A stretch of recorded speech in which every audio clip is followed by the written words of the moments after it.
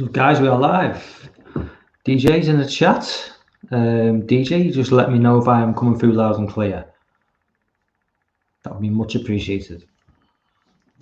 I should be, but I'll wait on your. I'll wait on you to tell me, because audio should be fine, but I'll just wait. Good, nice one, DJ. Good to see you. Don't you hate it when you try to be something effective for you are?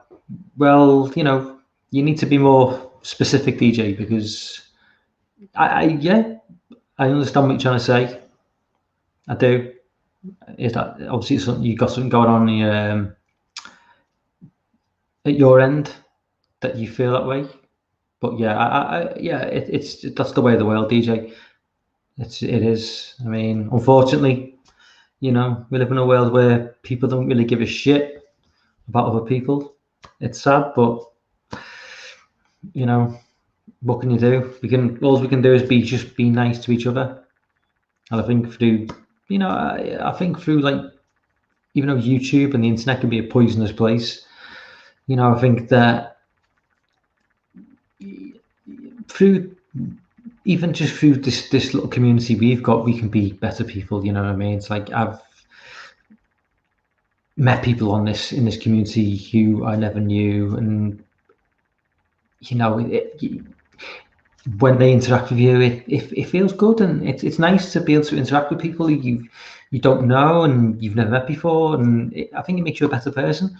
So for all the negativity around the internet and social media, there are good points to it. You know, there really are, because it's like without the internet, I wouldn't be sat here now talking to you guys. Christian Hannah, my God.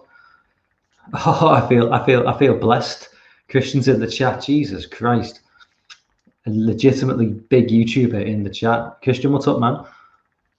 Yeah, gonna get this Hell Night live commentary underway anytime soon. 40th anniversary, man. Hell Night. A film that I think is maybe like a little bit underappreciated. I think a movie that came out in '81 is kind of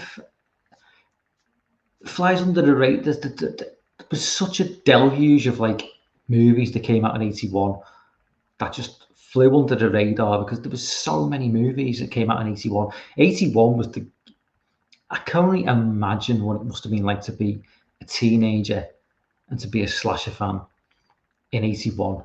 You know, I was born in '76, so my introduction to the slasher genre was 88, 89. I was probably like 12, just starting high school, and that was like a revelation to me. And I was like, these movies that I was being introduced to, a lot of them were like 5, 6, 7 years old, which doesn't seem like a long time as an adult. It's funny how time seems to move slowly when you're a kid as opposed to when you're an adult. Everyone watching now who watches the stream will know, because we're all adults. As a kid, time moves slower. I don't mean literally, but it seems to move slower. So looking back and watching a movie from 1989, if that film was only like 6 years old, that film seems like it was from a different lifetime. And it wasn't. It was just from like looking at things now. This is like almost like yesterday. But that's the crazy thing about growing older, and just it is what it is. But I mean, yeah, but as I say, going back to what I was saying, 1981, legendary year for horror films, slasher films in particular.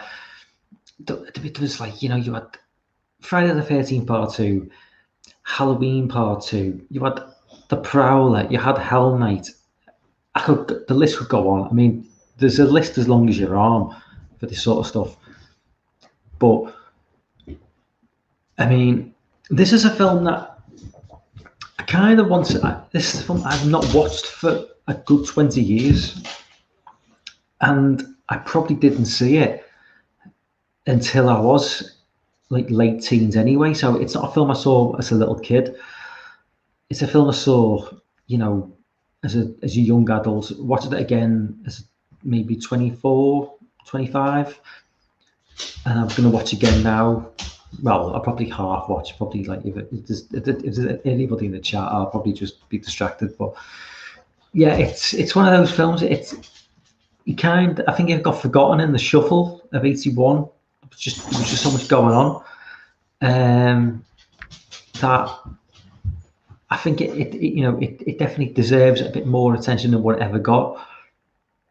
But as I say, I've not seen this film in 20 years, so whether this film still holds up, I mean, I did see it as a 24-year-old, 25-year-old, and I did enjoy it.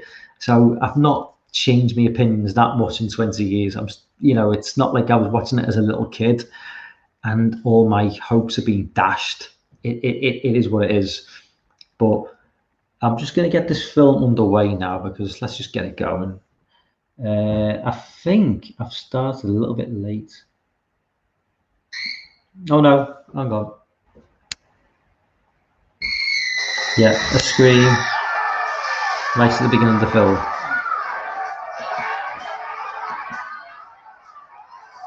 The beginning reminds me of the beginning of Terror Train.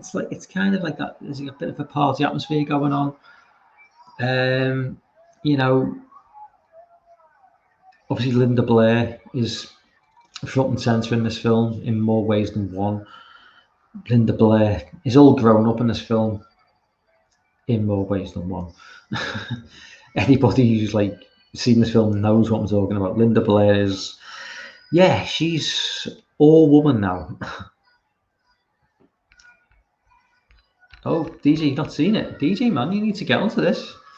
1980, this is a classic of 81.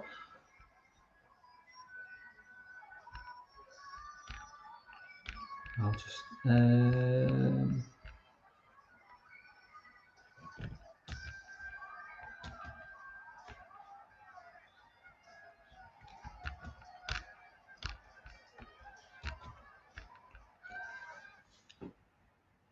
and it is buffering. This is Amazon, and it is buffering on Amazon. Oh, it's okay. The chat, I've left the link if anyone wants to jump on. The link is there.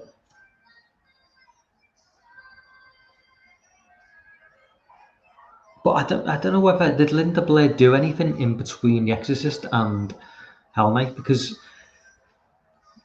it's for me it's like you watch The Exorcist and you see this little kid, and then you jump forward like 8 years. I think it's 8 years, and you've got this like fully grown woman, and there's always that thing about, even though these people are far older than you, even in real life, if you always associate a character or an actress with a certain film, you always look at them at that age. And so even when they're older, you kind of feel like, it feels a bit like, should I really be attracted to this person? It's a bit like it's the Danielle Harris effect with Halloween 4, Halloween 5. It's obviously she was just a little kid then. And she goes on and does all these, other films as a woman, and really attractive woman. But there's almost like this feeling like, well, I can't really fancy it, because it's almost like, she is always forever like the 10-year-old kid in Halloween 4, which is obviously it's ridiculous, but it certain actors are like tied to a film, rightly or wrongly, and Danielle Harris will always, for me, be connected to Halloween 4. And yeah, I've always seen her as, no matter what she does, now going forward or in the past, I always see her as like the 10-year-old kid.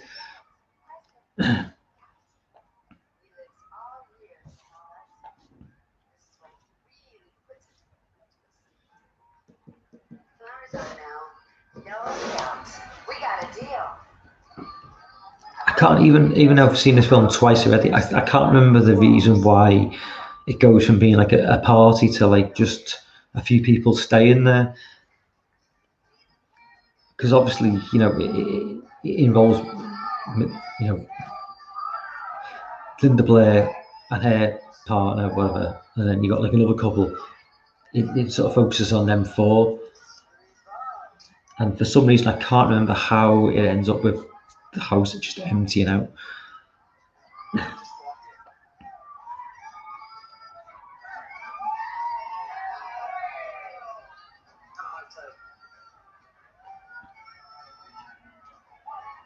This guy just looks like Owen Wilson in a green tunic.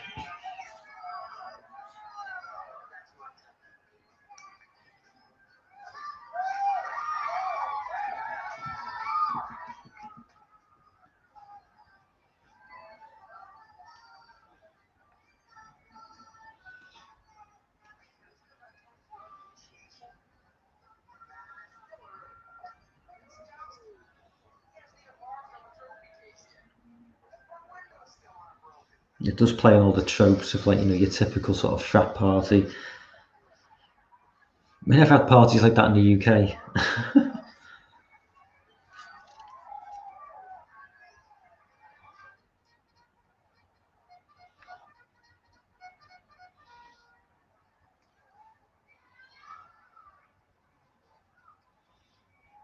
We've got some sort of ride out.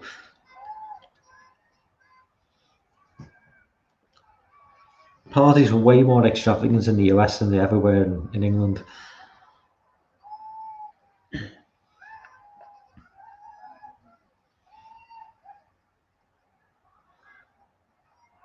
I'm assuming this film was set in 1981. It always feels like it's like from a different time. I know it's 81's a long time ago, but it always feels like it was from maybe 10, 20. It always feels like it was set in the 1960s.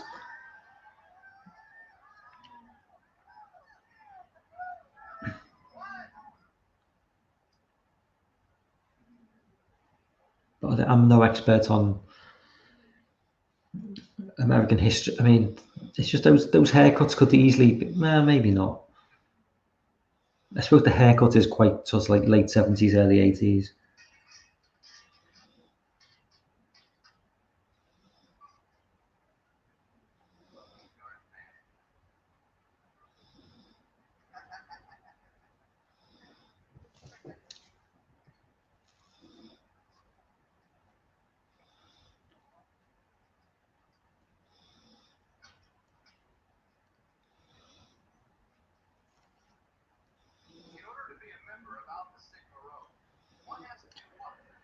Oh, so he's broken into the house. I forgot that. I totally forgot that. So they've sort of like they forced a way in, and now he's going to invite X amount of people to come to the house. And obviously, most of the sensible people say, "No, fuck that."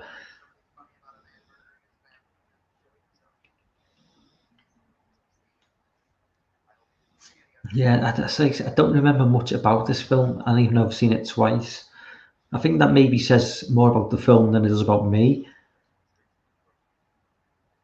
Because I did see this film 20 years ago, and not a lot sticking. But I do know, I do like. I mean, I do like the bits that I remember. I mean, I watched the Halloween Resurrection live stream I did a couple of weeks ago. Most of that I'd blanked out my head completely, and rightly so.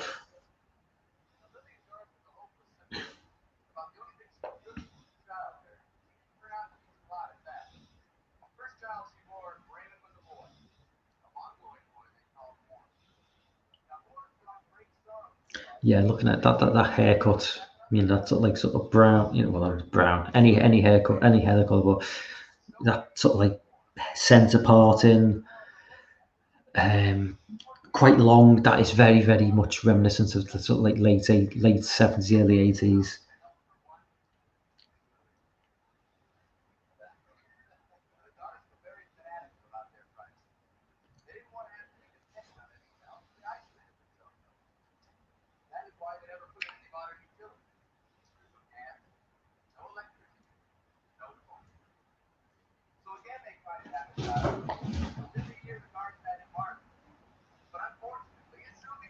Yeah, so some sort of fancy dress party. I totally forgot about that. There's obviously somebody here is Robin Hood. No idea who the main guy is meant to be playing.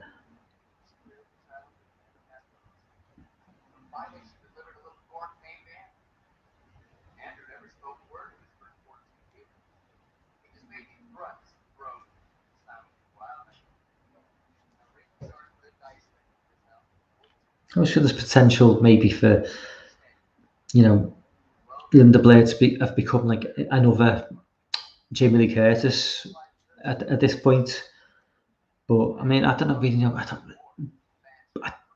don't know where her career went. To be honest with you, it's obviously maybe she peaked with Exorcist. Maybe doing maybe such an iconic role at such an early age. Maybe was like was a negative thing for somebody like, because where do you go from Exorcist?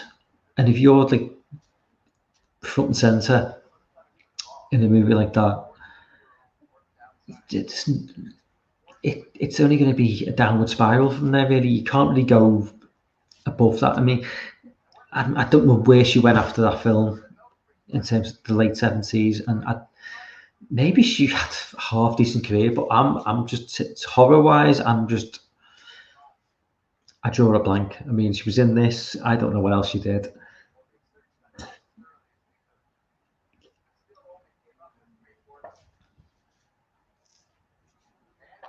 We do get this sort of like maybe slight pacing issues with these early 80s horror films, which are not like A tier, B tier. You know, they do seem to like drag out certain scenes, and this is a scene where he's just walking them through, a crowd, through the house and saying that, how dangerous it is and the legend of it. And yeah, it could probably be a little bit shorter, but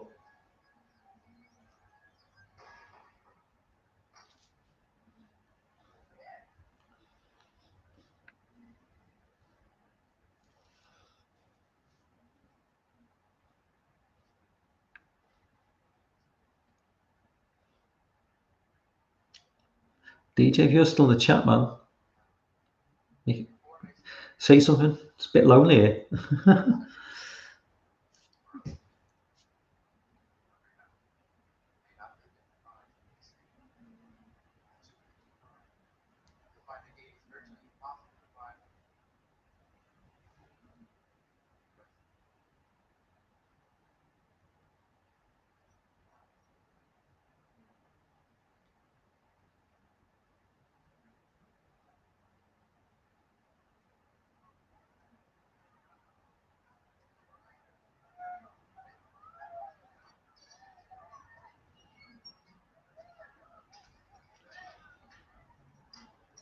Oh, I remember now. So they basically locked them out. Everybody gets locked out, and they have to stay in there for like so many hours. I think it is.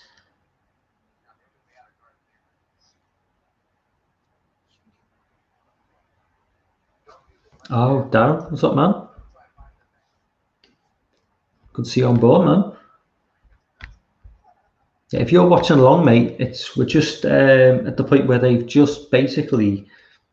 Let me get the timestamp.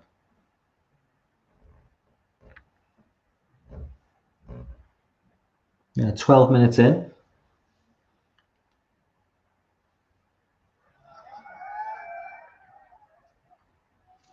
They've basically just locked them all in.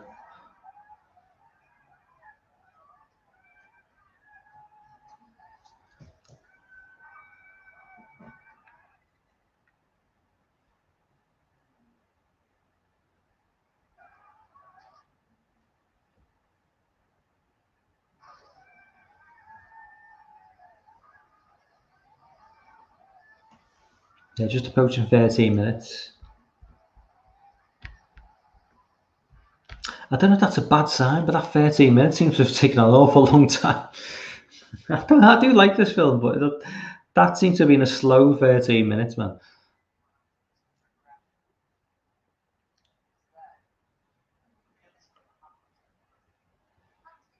I'm not sure what good Robin Hood's gonna fucking do against this psychopath, but you know.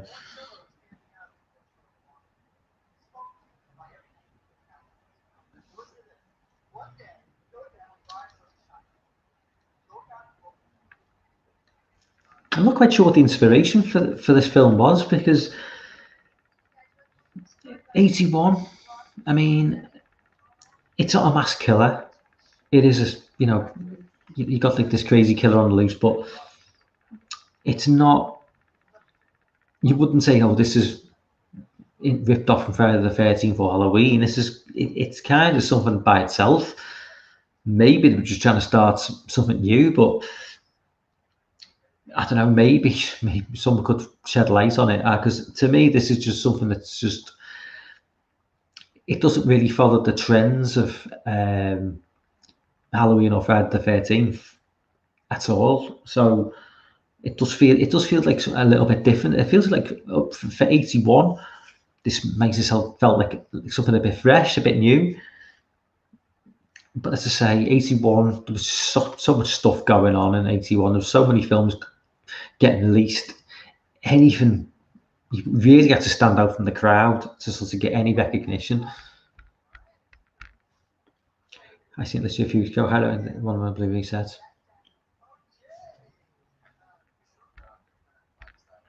If I had somewhere to put Blu-rays, Darren, I would. Unfortunately, I've limitations in space. I've got hundreds of DVDs all hidden away in a loft. We know where to display them.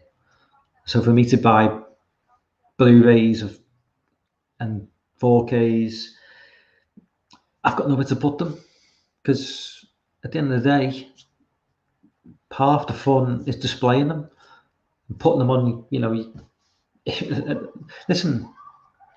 Ideally, behind me would be walls of Blu-rays and 4Ks, but unfortunately, I've not got the room, so I'm gonna have to upgrade on StreamYard and download a fake background, because I can't be doing with this piece of shit brown wall. But yeah, man, I mean, it's just, yeah. I mean,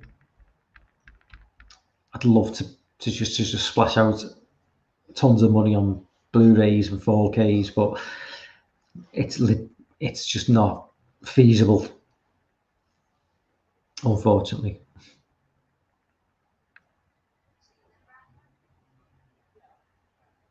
Linda Blair's hot as fuck in this film, I've got to say.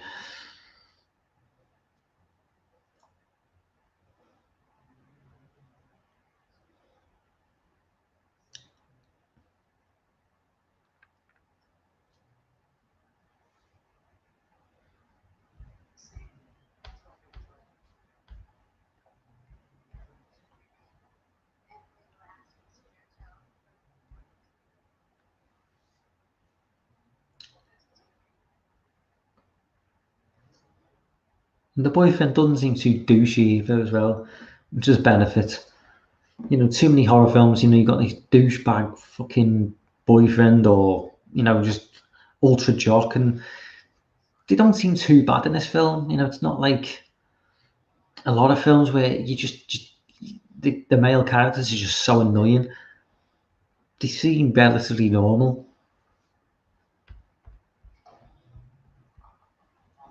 They got, I think it's one thing to get just Robin Williams and professional tennis player time like missing well. I didn't know that. Oh,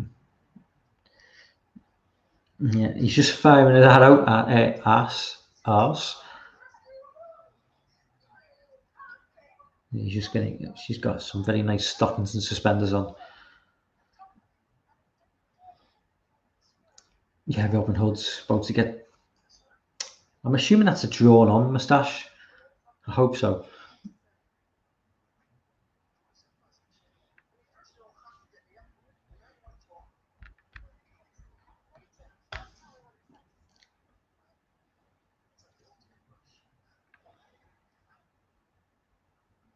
Oh no, it is a fake moustache. I've forgotten.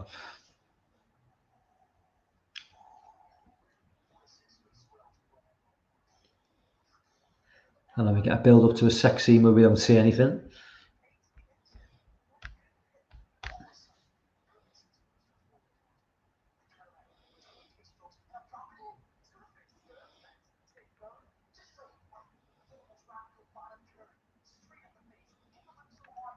Yeah, I don't know what he's doing here. I'd just be like,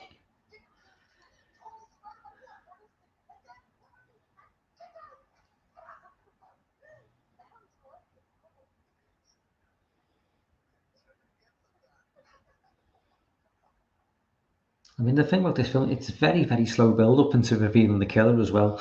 You know, this film just really, really, rightly or wrongly, you know, you do sort of develop it like maybe a likeness for the characters. They are quite sort of two-dimensional cardboard cutout characters, but you're given enough time with them to develop some sort of affinity with them. But maybe too much time. I mean one of the weaknesses of this film, because it's not perfect, it does take too long. It's just giving us a really good kill, because you know even if a film gives us a kill like quite late on in the movie, they usually give us something at the very beginning of the movie, just something. And this film doesn't do that. So you wait and wait and wait, which can be good, which can be a good thing. But this film is hardly, sort of like A tier slasher, so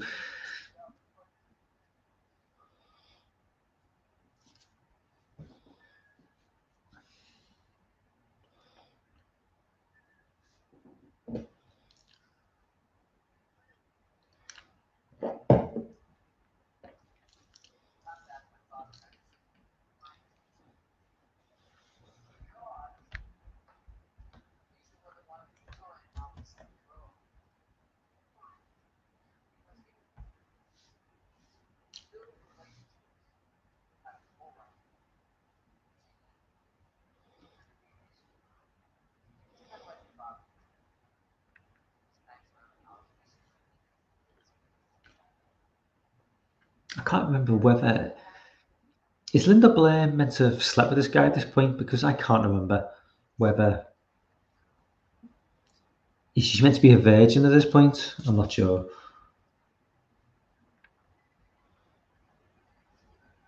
Because she's kind of like she's kind of like the virginal character, and she's meant to be, she's like the final girl type. But obviously, back in '81, I mean, I'm not even sure when that final girl trope came in, because even in '78, Jamie Lee Curtis was smoking a joint, and she was the final girl. So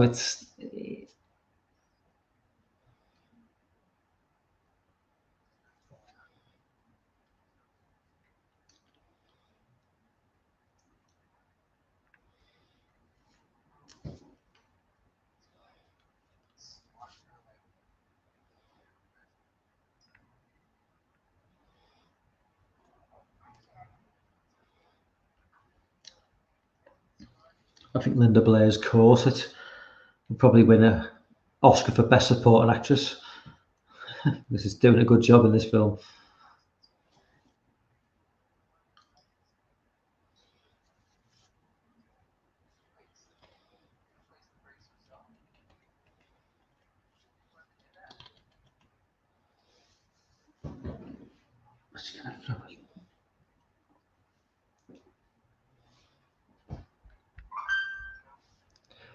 Making a whale. She certainly is. I'd put in all that work for a bit of Linda Blair in that film, I tell you.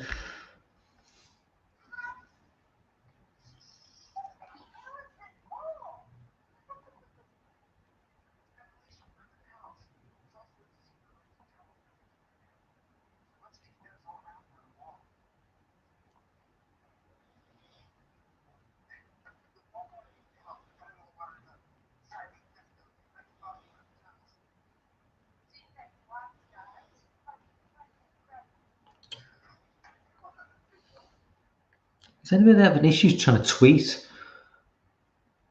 I'm trying to share a link on Twitter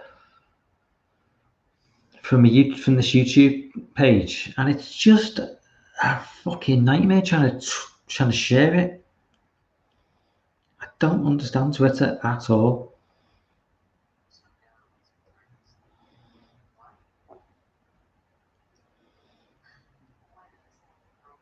It's just bizarre.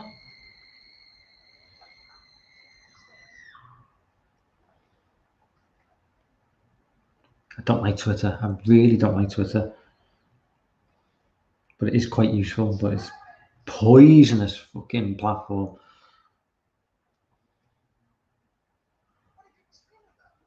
Fucking hell, man. I'm just trying to share a tweet. I'm just trying to share the stream on Twitter, and it just why is that an awkward thing to do? It shouldn't be.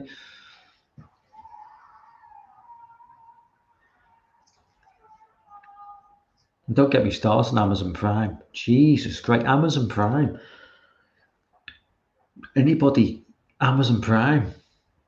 Why is it that like my wife watches the same show like 6 episodes in a row over the course of 4 or 5 days? Why is it when she goes on Amazon Prime again for like the 7th day, and this is the previous 6 days, why is it when she goes on the Amazon Prime app on the Fire Stick, why is that show not front and center for her to watch next? I'm just getting random suggestions for like some fucking stupid horror film from 2004 for her to watch. What the fuck? And Netflix is just as bad. Is it just me? It's not just me. It can't just be me. Amazon Prime homepage, awful. And Netflix. Why is it YouTube can get it just so right? YouTube with all, I've got fucking like 88, 89 subscriptions to YouTube. Watch random shit all day long on there. But when I go on the next day, they instinctively seem to know what I want to watch. And they've got everything set up for stuff I've not quite finished yet. It's all there. Why is Amazon Prime, which is a lot more streamlined for what I've been watching on their platform, a lot less random? And Netflix, why did they not know what I'm meant to be watching? Why are they so first world problems? Sorry. First world problems. Yeah. Hardly a major world issue, I know, but still pisses me the fuck off.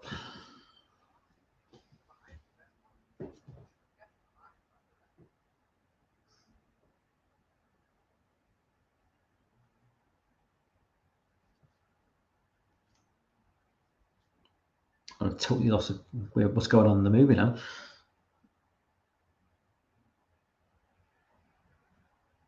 The blonde is just spying on Linda Blair, I think.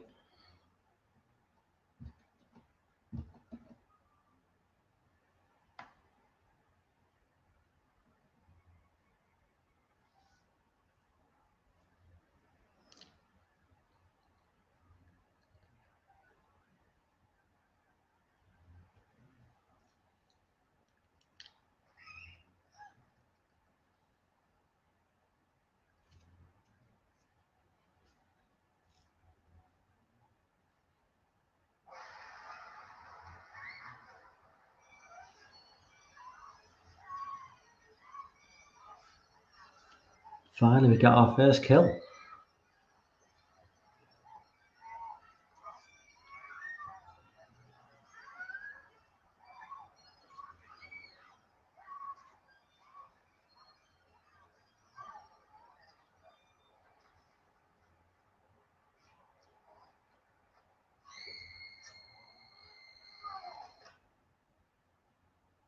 And we see absolutely nothing.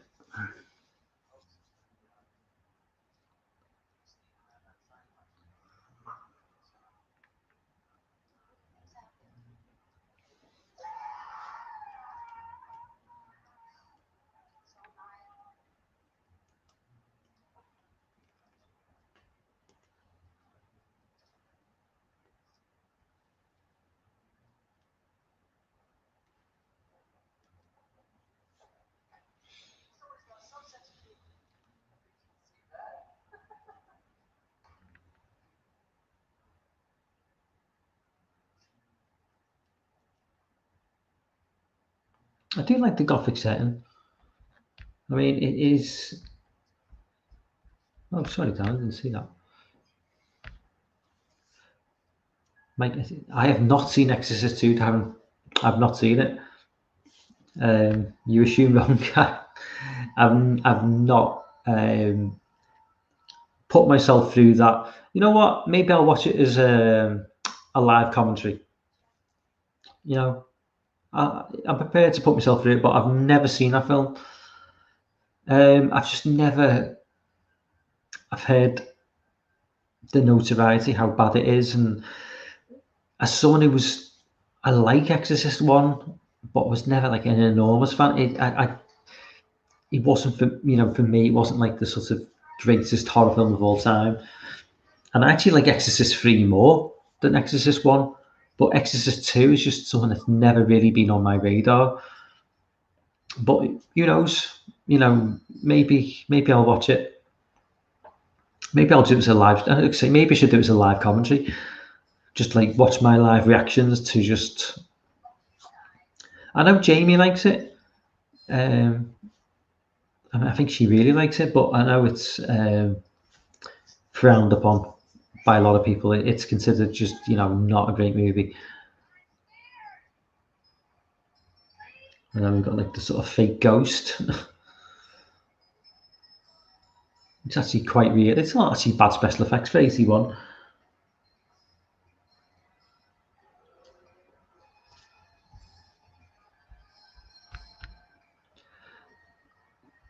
I've not seen Savage Streets. Is Savage Street? Am I thinking of something else when I think of Savage Streets? Oh, I'm thinking of Street Trash. No, I'm thinking of Street. When you say Savage Streets, my immediate thought was Street Trash. I've not seen Savage Streets. I mean, Darren does a lot I've not seen. A lot. I've seen. You know what, Darren? When the video's done, if you just throw down a few films that you've seen that you think that I need to see, and I'll watch them, and I'll put like a sort of like mini review up for them, because I've been trying to do like sort of like more original content in terms of like not just live streams, doing like film reviews or film not really reviews but just thoughts on films. I was doing that a while ago, and I stopped doing it, and I got lazy. But I was kind of like wanting people to force me to watch stuff, as in you're just like watch this. I want your opinion on it. So if you've got like films you've seen, you think need to be seen, then just not in the live stream, just in the comment section, just put some films down underneath, because not only in the live stream I'll forget, if you put it in the comment section underneath after the stream, I'm going to remember. And plus it's good for the channel as well. I think the more comments, it helps the channel grow more. So yeah, just throw some stuff in there, because as I say, Exorcist 2 I've not seen, but I mean I would like to see at some point. And as I say, Savage Street sounds interesting, so I would like to see that. So yeah, definitely do that. I know Linnea Quigley is like just an icon of like 80s horror. I see Linda Blair topless. I definitely want to see that, as long as she's old enough. If it sounded like Hell Night, Jesus Christ. But definitely, Dan, once the stream's ended, mate, just drop some films down underneath, and I'll watch them, because I'm just like, I need inspiration to just like watch stuff, because it's weird. It's kind of like the more media's available to you, like in terms of like movies, music, and the more freely available it is, the less you kind of like venture out into like unknown territory. And what I mean by that is, it's like if you've got Spotify and you've got Netflix and you've got Amazon Prime, a lot of the time you just kind of like you stay in your comfort zone, and you listen to the same music, you watch the same films, and you don't really venture out of your comfort zone, which is ridiculous, because the more stuff becomes available to us, the more we should be like, going out of our comfort zone. But it for me personally, that's what I always do, and I shouldn't do that. It's crazy. Do you know what I mean? It's like, especially with music, I've got like Deezer or Spotify, one of those streaming services. You've got the whole of like the history of music at your fingertips, and I just listen to the same fucking 30 songs. It's just nuts. So you need people to like push it in a direction. So that's why I'm saying with movies as well, just in the comment section, just list some films, and I will watch them, because you need people to tell you to do something. Otherwise, you stay in your comfort zone and you watch the same old stuff over and over again. But yeah, Sean is in the house. Sean, what's up, man? Is it as hot in Ireland as what it is in the UK? Jesus Christ, it is absolutely boiling over here. We've got like a mini heat wave going on. I think it was 26, 27 degrees over where I am. It's going to be like 29 tomorrow. Just crazy. You wouldn't think it was September.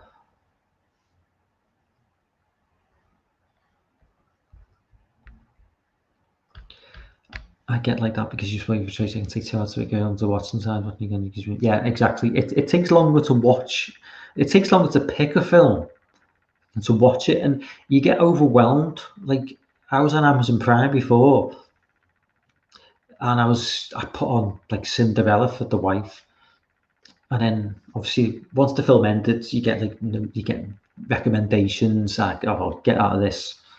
Went on to like the horror, and it's just like there's just sorry, bourbon. Just there's so much. There's a lot of horror films on there, but like I'm thinking, right, I've got to go on IMDb to check out the average score, because a lot of these horror films look like complete garbage, and I've got no idea what they are. And I really haven't got time to spending 80 minutes, 90 minutes watching a really, really shit horror film. So they've got a lot of stuff on. All these streaming services have got a lot of horror films on there, but the vast majority of it is complete and utter bullshit.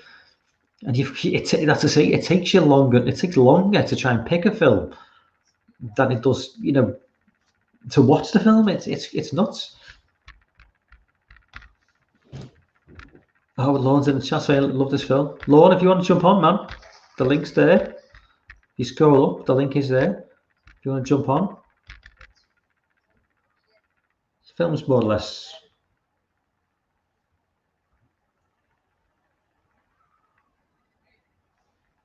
Well, sort of 40 minutes in, I think.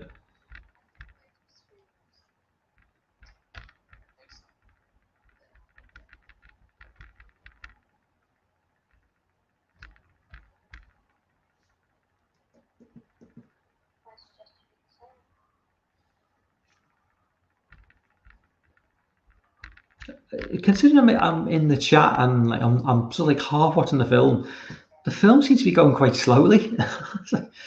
A lot seems to have happened in the first half an hour, and I always consider this film to be, quite a sort of a slow-paced film. But somebody's been killed, which is handy, because my memories of this film was that it was a good hour before someone was like killed off, but we've had our first kill within the first half an hour.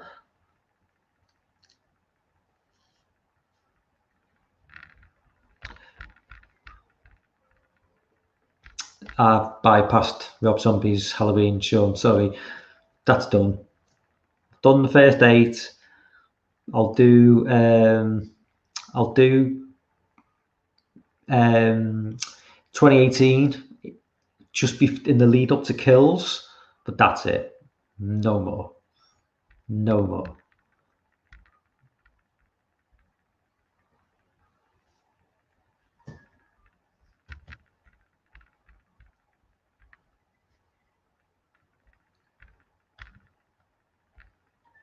And if anyone got any thoughts about Venom? Venom's been pushed forward 2 weeks to the beginning of October, which gives Halloween Kills more of an opportunity to make money, which I am Well, it makes no odds to me. I'm going to go and see it on the cinema anyway, but it's good. It is it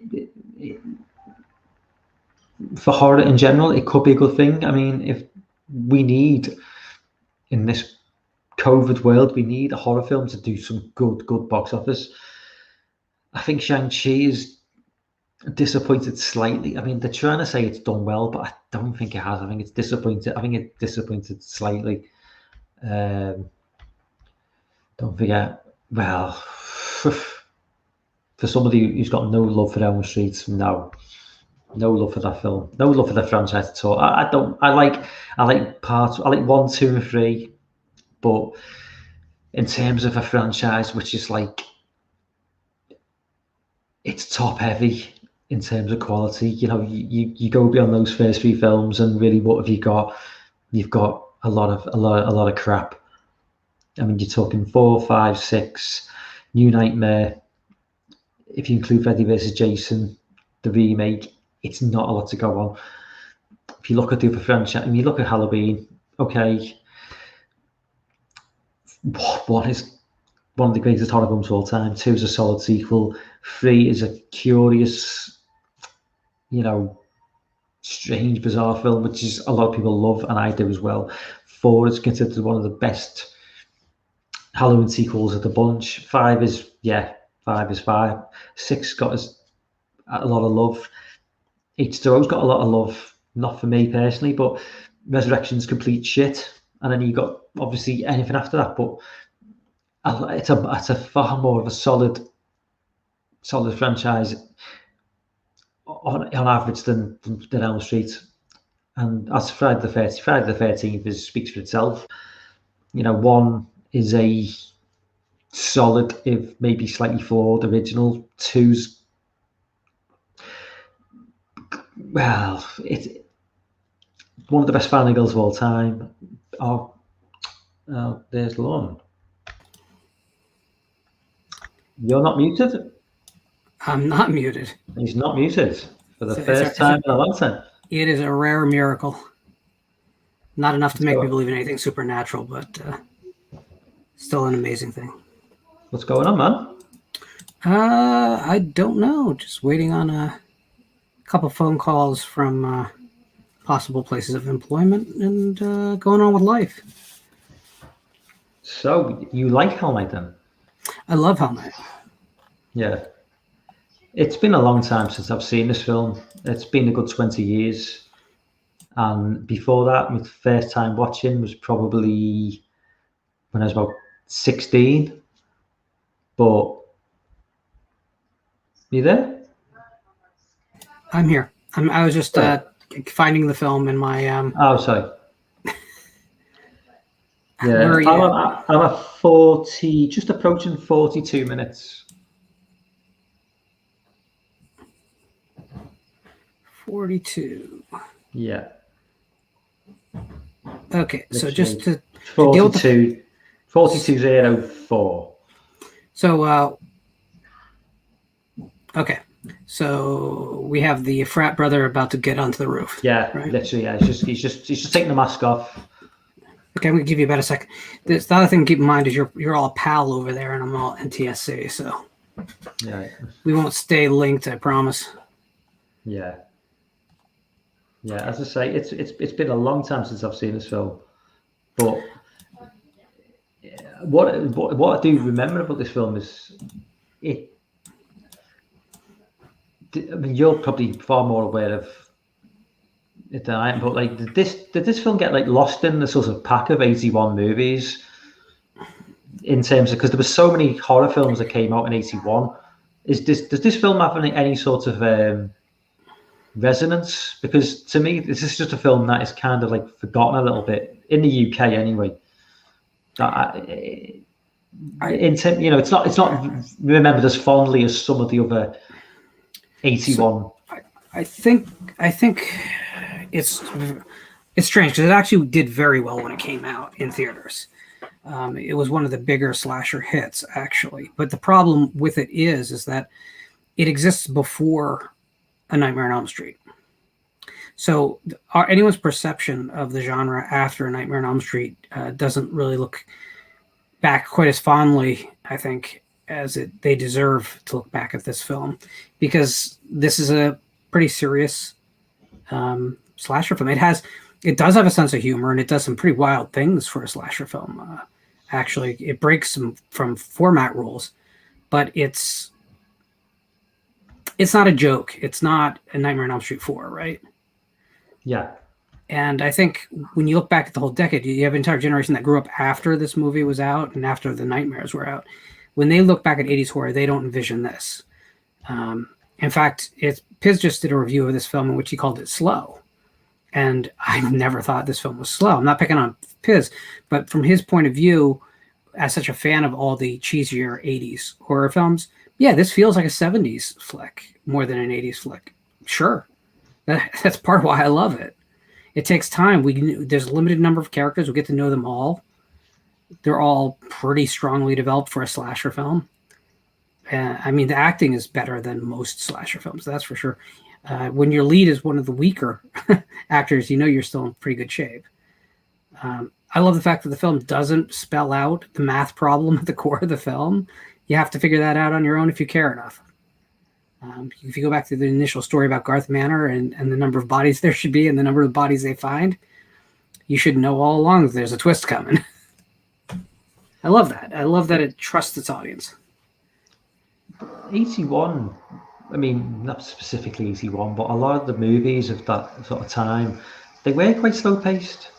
I think Graduation Day, Final Exam, but I mean, I'm not maybe using the best examples, but you're talking about the movies though, but where it took a long time to give us a half decent kill, and I think that was it seemed to be quite a trope of a lot of those early 80s movies, that there wasn't quite a slow build up to a lot of those films, in terms of they did take time introducing characters. They may not have been very interesting characters, but they at least did take time to just introduce us to them before wiping them out. I mean, well, let me ask you. Let me ask you, Mike. After Judith Meyer's murder in Halloween, how long does it take Michael to actually kill someone? On screen, it's a good hour, maybe. Yeah, exactly. Yeah. So I think post Friday the 13th, in particular, which was the film that realized that every 12 minutes you had to put a body on screen, right? I'm not criticizing that. I love Friday. I love when it's done well. The problem is it's too easy to do it as an assembly line, whereas the more slow burn of a Black Christmas or a Halloween, or if you go back further, Psycho or Peeping Tom, you get to know the characters, you care a little bit more about them, and I think the films in general age better. Now, the original Friday is an exception for a lot of reasons, because it does other things so exceptionally well, and it developed an entire vocabulary for these type of films. But Hell Night always felt like it belonged to a class of films maybe 5 years before it came out to me. It's a little bit, it's hard to say old-fashioned when we're talking about, films that would have been within 6 years of each other, but it definitely already felt like it was not trying to compete with the Friday 13th Part 2s and the Burnings. Yeah. Jonathan asks, is this streaming anywhere? I'm not sure, Jonathan. Let me find that for you.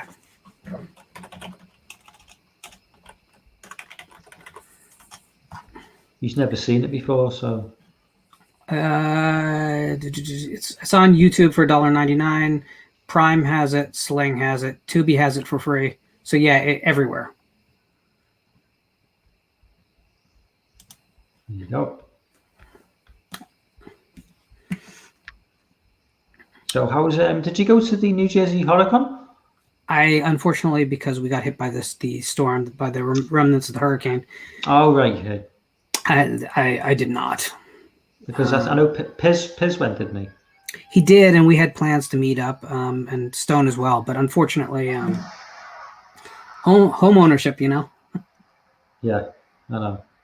I mean, I was very lucky. I didn't have any serious damage, but there were some things that needed to be taken care of.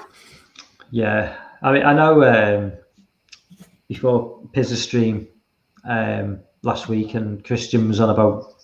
I think is it Louisiana, Tennessee, where Christian's family are. Louisiana. But he was Louisiana, and he was on about a lot of stuff going on there with, like, I think it's hurricane season. I just said to him, our weather is basically a bit of drizzle, a bit of cloud. Yeah, but it's always a little drizzle and a little bit of clouds. Yeah, it's permanent. Although we actually got a heat wave at the minute. It's actually 30 degrees in the UK at the minute. That's Celsius. Talk real temperatures. That's about 80 degrees in September, which is pretty unusual for us. But our weather's finally broken. We're actually kind of cool right now, and I love it. Yeah, I like the fall, autumn. I'll use the proper term. Autumn. Come on over. I'll show you a real fall. Yeah, you drive up 287 north. Just go across the Jersey New York line. There's the Appalachian Mountains at their hilt. They're just starting, and it's just turned trees of every shade and color for as far as you can see, as if it was an ocean of color. It's a magnificent thing, and that's one of the reasons why I'll say this. How messed up is it, talking slasher, right, that the original Halloween can't get tree leaves to be turning, but the original Friday the 13th by accident had it happen in its final scene. The thing with the original Halloween film, do you spot, like, at the beginning of the film, do you spot that it's clearly California? Oh, yeah.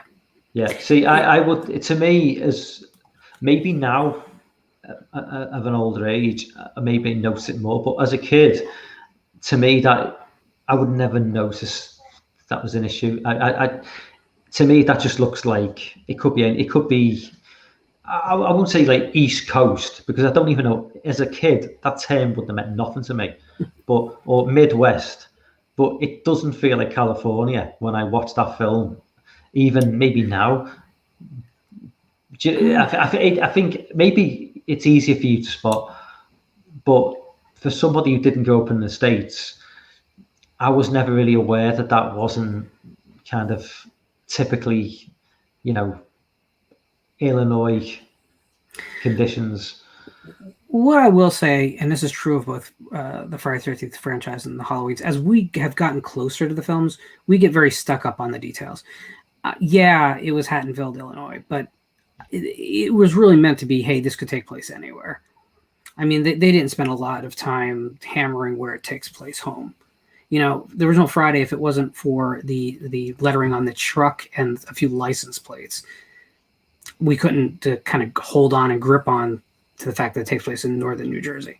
And the filmmakers clearly didn't think it mattered, right? Yeah. Same thing with Hatfield, Illinois. It's just supposed to be like, what does small town America look like? Where would that be? And I think we're to blame for that. As we become super fans of these films, we try and soak in all the details to the point where, palm trees are a problem, but it was never the filmmaker's intention, I suppose when you get to like Jason Takes Manhattan, and Camp Crystal Lake's clearly not in, New Jersey. Certainly that's not anywhere in America. I've tried to figure out where they've placed Crystal Lake, because so it was going to take more than a full day to get there by boat. So that's already problematic, because to me, like the accents and of all the actors and everything still seem to be East Coast to me, but maybe New England. But there's nowhere in New England that would take a full day to get to New York. So it's just one of those things that I just don't think any thought was put into that movie. I think that the screenplay was ridiculous. I love this shot of Garth over the prone blonde girl. I think it's so incredibly strong. Then we do the Nosferatu thing with the shadow. Again, the movie has a real sense of classic composition. We must be right on point with our viewing, because it's, when you described it then, it's totally in line with me. And I was just stood in front of the mirror. Yep. Looking at himself. Darren Burroughs is asking why this never got a sequel. Is that the year, do you think? 81 was just so... Well, I think we're just looking at the fact that sequels weren't being made to everything. back then. There were plenty of big hits that didn't get sequels in all different genres. And I think it's just, we tend to think everything was going to be Halloween or Friday the 13th or a Child's Play or a Nightmare on Elm Street. And in reality, you know, The Burning did well at the box office. Didn't set it on fire, but it did well. Where's the sequel to that? You know, I don't particularly love The Burning. I know I'm in the minority there. I think this movie is 100 times better than The Burning.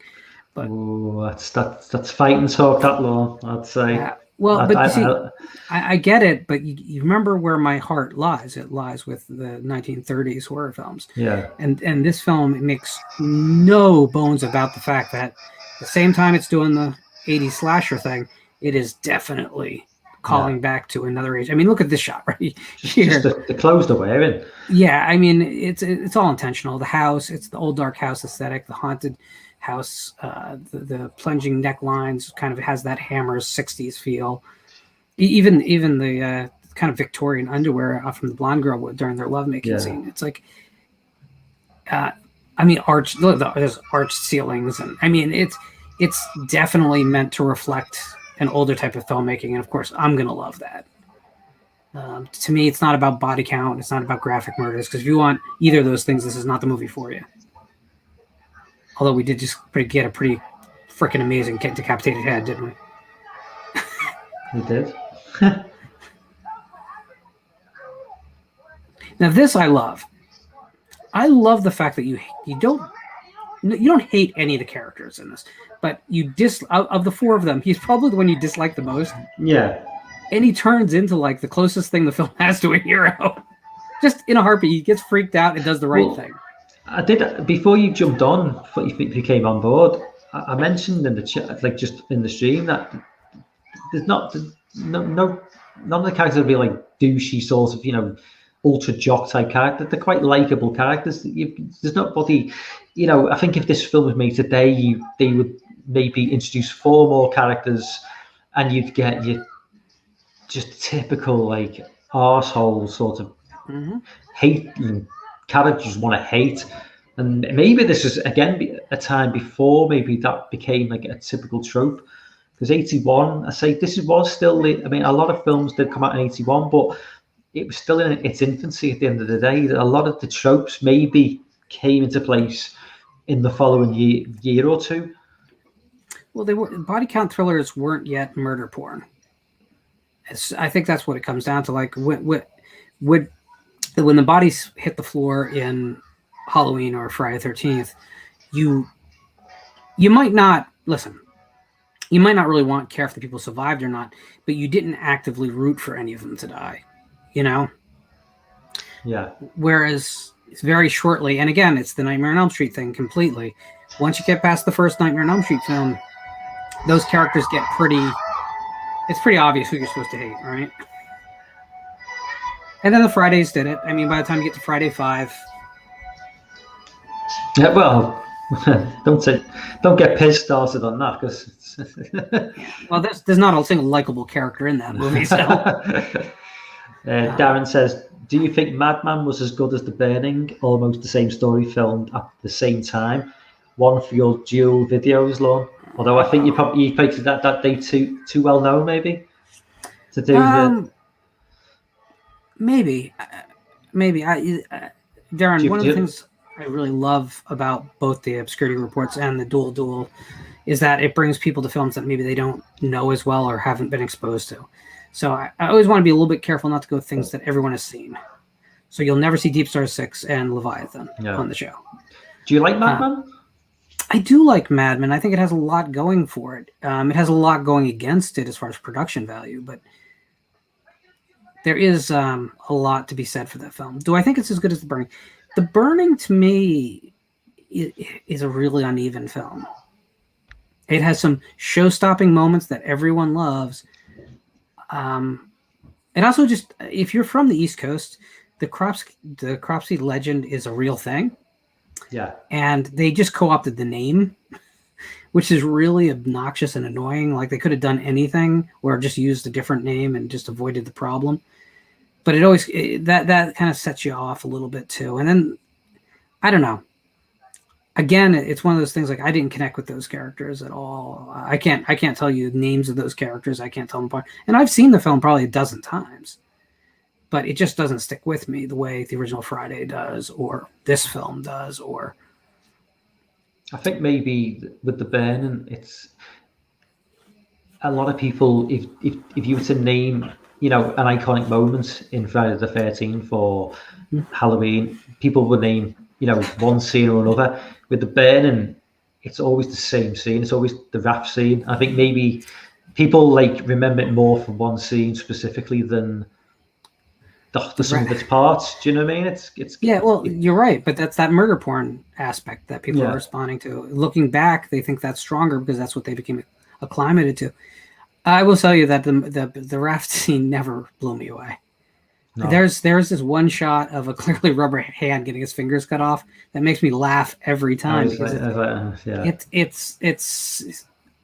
is seriously some pretty crap filmmaking at that moment. And I think it's just because there's so many quick cuts and there's so much gore and so much death happening that people give it the pass. But I don't know.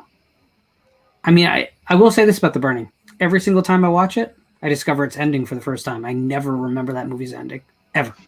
And that's probably not a good thing, but I get to experience it afresh every time. Yeah. Whereas this film's ending will stick with anyone who sees it forever.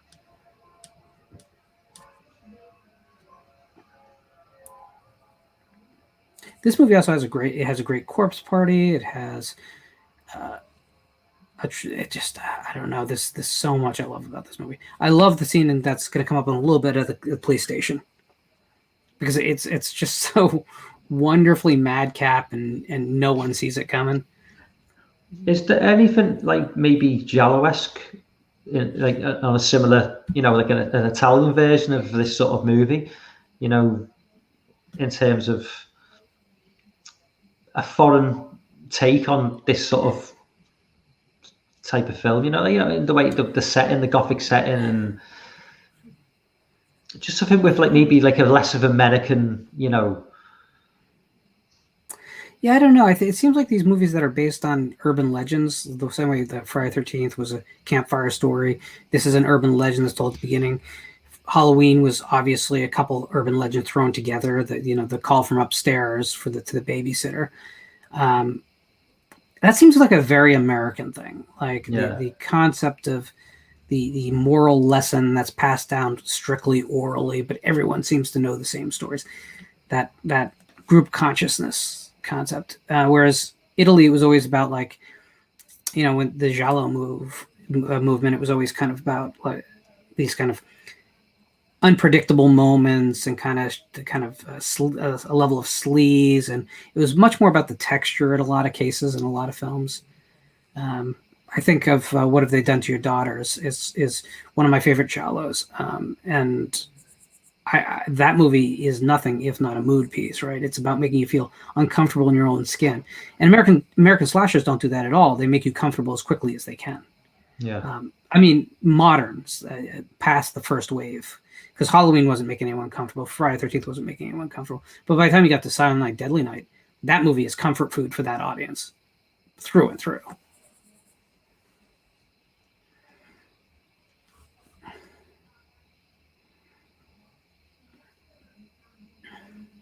By the way, have you ever tried to just hold a candle like this? It's a bad idea. Yeah. Well, I know what you mean, yeah. It's going to be... it's going to be painful. Now, one of my favorite 90s horror films is this cheap Canadian film called The Club, which it's an amazing film. It has Kim Coates in a lead villain role.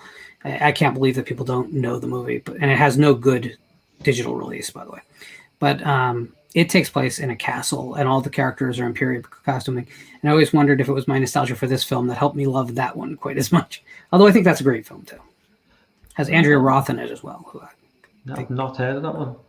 Oh, The Club is great, man. Another film I've got like a list of IMDb movies. I was like, I'm going to have to start a new list, Law recommends, because every time there's always something new to.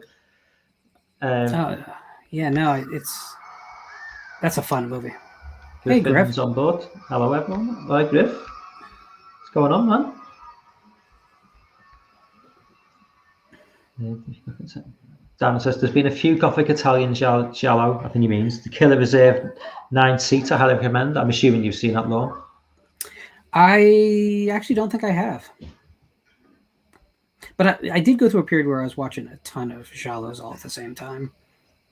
So it's possible. I've had cases where something gets a shiny new Blu-ray release, and I think, oh, it's one I've never seen, and I buy the thing, and I go, oh, it's that one.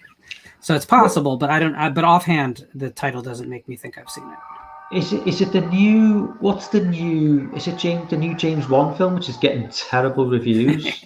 Is it Malignant or is it Demonic? It's the two movies. Is it Malignant? Malignant is the new. Is that the James? Yeah, is that the one which is getting terrible reviews? Yeah. I saw the trailer in the theater, and the audience was jeering at it pretty hard. So I don't think it has a bright future, but who knows? I'll end up going to see it. I'm just wondering whether he's going to end up being the next M. Night Shyamalan and start off promising and just takes a downward spiral. I don't know. He's very smart though, because he learned the lesson to control budget very early. So he doesn't have. I mean, he's never going to lose money for a studio, so he'll be fine. Whereas Shyamalan, literally lost money for studios, and that's why he had to go back to Blumhouse, hat in hand, saying, "Hey, you guys got $1 million for me to make a film? Yeah. I'll do it with handheld cameras. I won't even have a DP." That had to be humbling. The new Bond film. It should have reviews out. It's been made for the last 2 years. I can't believe that film still hasn't come out. Did you notice the marketing change in that movie? So, when they first started marketing that film for its initial release, they were playing up the idea of, there being Bond is an old man. This is the new breed coming in. This is what the 00s are going to look like. Now that's completely off the map, and the new trailer's it looks like they're playing up that's the end of the era, and they're playing up this that it's going to be the ultimate Bond adventure, and it's clearly the early stuff didn't market the way they thought. No, it's definitely Daniel Craig's last Bond. Though he doesn't even like playing the character. He's as much said. I think he's as much as said he's there for the money. I think he thinks it's slightly beneath him, and he's just there to take the paycheck. And he must be early 50s now, so he's done with it basically. But I don't know where they're going to go next. I'm not a big fan of the Bond films anyway. I just don't. I had heard that they're going to make him into an older instructor character. It won't be Daniel Craig, but it'll be another actor playing. And Bond will basically have a team that he runs of spies. And basically, they're going to put him in the M position, I guess. And I guess they're finally going to do something to change the story. It won't be just Bond is the agent who gets betrayed by his own team and has to set things right by the final act. Yeah. Which is pretty much what they've been doing for 30 years. So, I mean, if I was James Bond, I would never trust. I would never trust anyone in the Oval Office ever, because everyone there has betrayed him in some way. So there's just one rogue CIA agent from America that helps him, and that's it.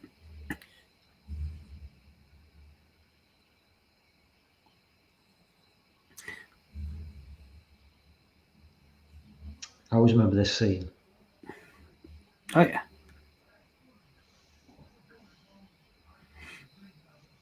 You see, this is the thing. It's I feel like we've been talking for, I don't know, 20 minutes, 15 minutes, something like that. 20 minutes. And so much has happened in this movie. It's just not slow to me. Yeah. And people are also doing what people would do in these situations.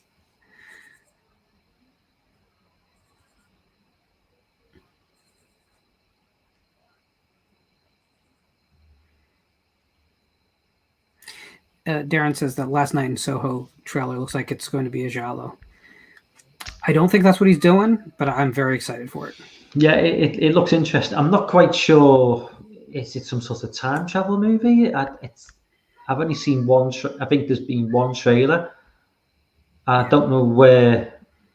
It's clearly, obviously, jumps back to this. You see the Thunderball movie poster. Obviously, people have got smartphones, so it's clearly, obviously, jumping between the 60s a modern day, but I don't know what he's going to do with it.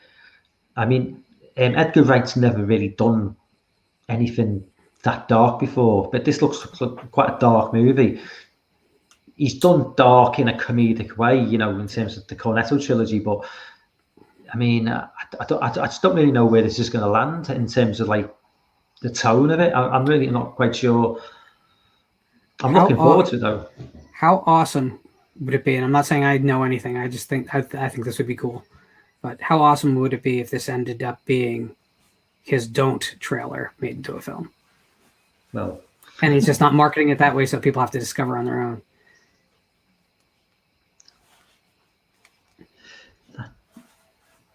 Yes, I know. Last night it looks like it is. Oh, sorry, I'm skipping. Griffin says, Mike, well, this is probably one more for you, Lorne, because I haven't. Griffin and I have discussed James Herbert, so this is for you, man. This is an English thing. James Herbert, did he write the Rats?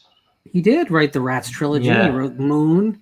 Moon is a stone cold classic, like a legit classic. Rats is obviously like a whole lot of fun. I remember, I think I might have discussed this before. There's an English writer called Sean Hudson. Mm-hmm. Yeah, I remember reading a couple of his novels back in the day, back in the early 90s. Very, very dark, very, very graphic, you know, in terms of the violence. But really, I've mentioned this to you on a previous stream. I love Richard Lehman. Absolutely gone too soon. I think he died. It must be like going on for 15, 20 years now. But when I was sort of like 15, 16, I think he was writing in sort of like the 80s into the 90s mainly.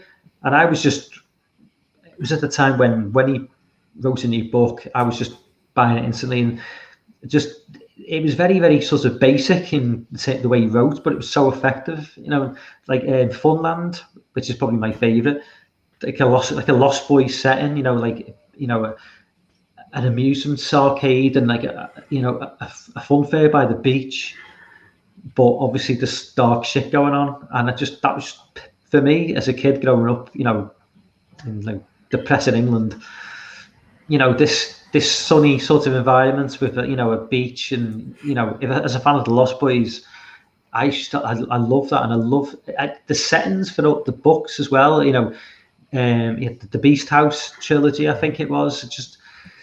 And he wasn't trying to be too clever either. He kind of, it's like that saying, it's exactly what it says on the tin, which might be an English saying. I'm not sure if you have it in America, but it basically we means, don't, but I get it. Yeah, it's exactly what, you know, it's the Beast House. It's a house with a beast. It's not trying to be anything it's not. It's, you know, and I think he had a book called, I think it was Blood Games, maybe. It's, you know, might have been Blood Games, I can't remember, but it's like 3 teenage women, young women go to a house in the middle of nowhere by a lake. That's never a good idea in a layman novel. Yeah, he had the perfect settings for someone who, like me, who's into slasher films. You know, every setting for his films was just exactly what I wanted in a book. It's you know what I mean? It's just so. And when he died, it was just like he wasn't old. I think even now he'd only be about 70. I think he must have died when he was like 50, maybe. Yeah. Again, I don't want to go through the story, but you know, I mean, Kelly's a friend, so I mean, I didn't know her at the time he died, but it was definitely is Richard's daughter? Okay. But you know, she's in her own right. She's a damn good writer, and she's been a mainstay on the horror lit community, and she's done a lot of work for the Horror Writers of America. So she's living on the legacy, definitely. But I can tell you that it crushed the family when he went. Definitely. I mean, we've lost an entire generation of people that are kind of post King. The first generation of post-King writers, now that Richard Lehman is gone and Jack Ketchum is gone, and we're losing them too fast now. We just are. Yeah. And they're unsung because, of course, the media only will talk about Stephen King, right? Which drives me absolutely nuts, but it's how it is. Griffin says, I want to read Richard Lehman's book, Darkness Tells. I fucking love that title. I think I've read that one, but I can't remember. All my books are just locked away in a loft above the bedroom. And I with all my DVDs, I've said this before on other live streams, I would love to have a man cave, with just DVDs, Blu-rays, 4Ks everywhere, but I just haven't got the space. So everything I own is just locked away. You can't see it. And all my Richard Lehman books and my Stephen King books and all that, it's just, I have to go up, climb a ladder, go to this creepy loft, and dig it out. But yeah, but when I do go up there every year or so, it's kind of makes it more special. You know what I mean? Because it's not just there permanently there. So, but look, did you pick up these books as mass market paperbacks back in the day? Yeah. You actually, I don't suggest you sell them because they're a great thing to keep, but those British paperbacks of that era go for some money on eBay. Yeah. I didn't know. I wouldn't. They're in immaculate condition as well because I read them once, put them away, and they got filed away. It's not. So they're in really good condition as well. But I mean, it's a sad state of affairs as well. I mean, we're talking about the death of physical media, but I mean, I suppose it's not too bad where I am because obviously living in the city, you live in New Jersey, but bookstores are becoming a rarity along the lines of, music stores and, video game stores. And once upon a time where I live, you go into the city centre, there'd be 3 or 4 large bookstores. And now it's kind of being swallowed up by just one. And there might be one, independent bookstore which kind of does secondhand stuff, but it's gone the way of music and video games and all physical media now, and they just sell. So if you walk into the bookstore I'm talking about, you walk in, you go to the horror section, Stephen King will probably take up 30% of what's available. 30 is pretty good, actually. Yeah, 30 is a pretty low ball estimate. So it's 30% taken up.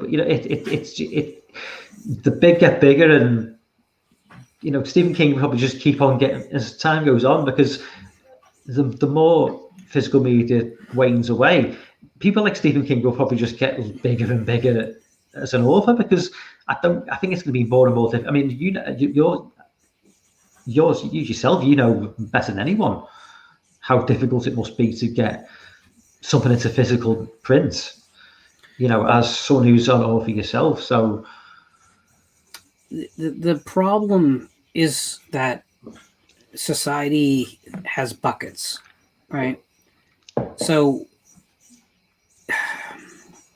this is the mystery writer bucket, and then there's 4 names in it.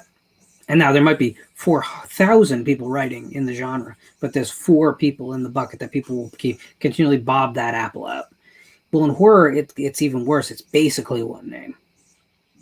And it's tragic. It's tragic because there's so many incredible writers working in the genre, and there's no real way to get noticed. And when you walk into a bookstore and you see, in America, I'm telling you, it's at least 60% of the horror shelves at Barnes & Noble is King. But what kills me there is that you say, well, where's Danielle Tristani? Well, they have her in general fiction. Well, where's Paul Tremblay? They have him in general fiction. These are horror writers. These are, there's no way to cut it. They're horror writers. But even the publishers don't want the label because unless you're Stephen King, you won't sell. And the fact that you mentioned those 2 names, I don't know who they are. Well, that speaks volumes because I don't know who those people are, but I know who Stephen King is. Well, that's the other thing. When I say, well, name horror writers that you've read or that you even know of, King is the first mention, and then you get people start talking. Well, how about Peter Straub? And you know why they know him, right? or you'd come up with Richard Lehman. That's great, awesome. That's more than most would do. But the problem is, when was he writing? Yeah. And it tends to be those 70s and 80s writers. By the time you get to the 90s, it's young adult horror writers are known by name, and that's it. If you're talking about newer people. And that's kind of crazy. Then you get to the actual, the horror readers, and they know lots of people writing, but they're a minority. They can't sell enough books based on just them. So it's tough. All I can say to everyone watching is if you want new stories and you're bored of just endless remakes and recycles, there's lots of writers out there writing brand new stories that you've never experienced before. They're not movies, but they're new stories and they're out there. Show some love for people who are not named King, because everything you want to fix the genre is out there. I promise you. And notice I did all that without promoting myself. No, just promote yourself. I would. I'm playing a longer game with that. Here's my favorite corpse party in film history. Mm-hmm. Because this isn't just the characters we've missed. It's like all the old family too.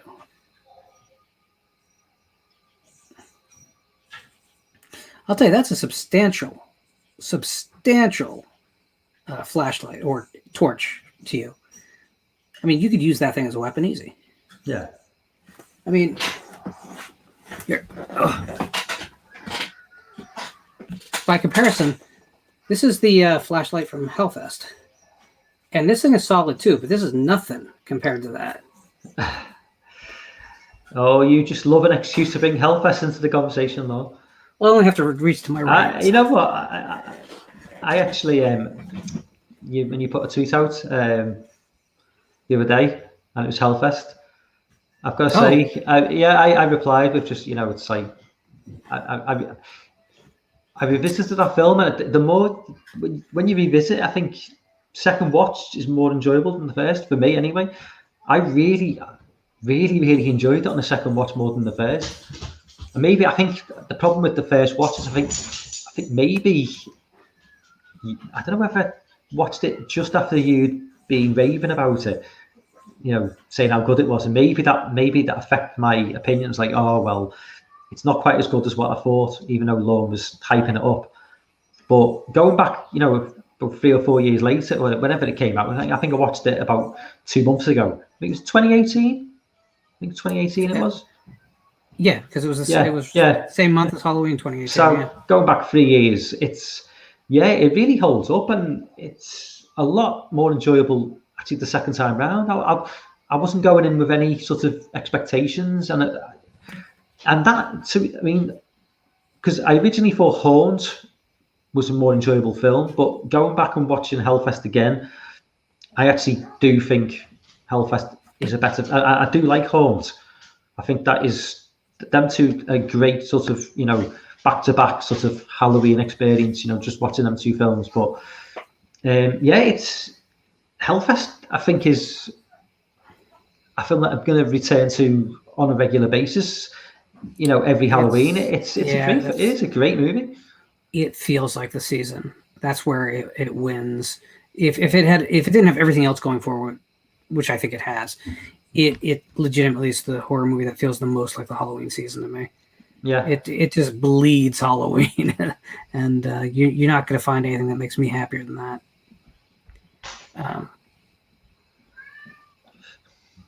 They want a loft tour.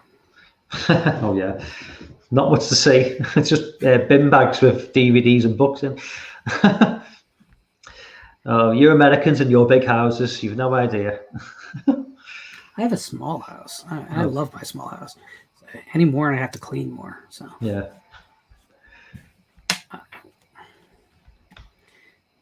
We must be getting towards the very end now. Oh yeah, we're not far from.